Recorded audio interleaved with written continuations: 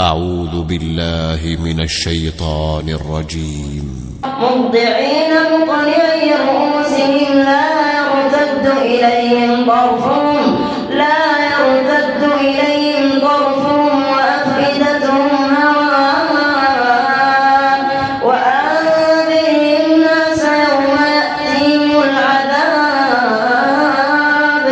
فيقول الذين ظلموا ربنا إلى أجل قريب نجب دعوتك ونتبع الرسل أولم تكونوا أقسمتم من قبل ما لكم من زوال وسكنتم في مساكن الذين ظلموا أنفسهم وتبين لكم كيف فعلنا بهم وضربنا لكم الأمثال وقد مكروا مكرهم وعند الله مكرهم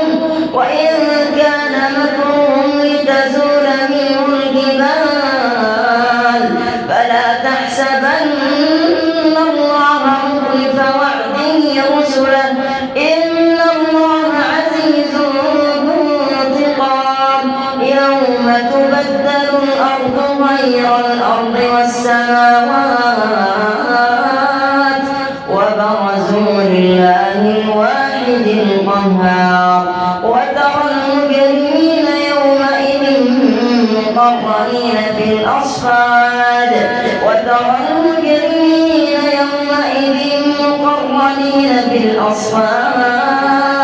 سرابيلهم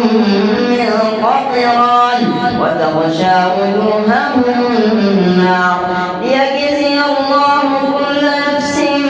ما كسبت إن الله سريع الحساب هذا بلاغ للناس ولينذروا به وليعلموا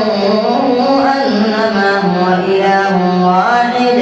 وليذكر أولو الألباب.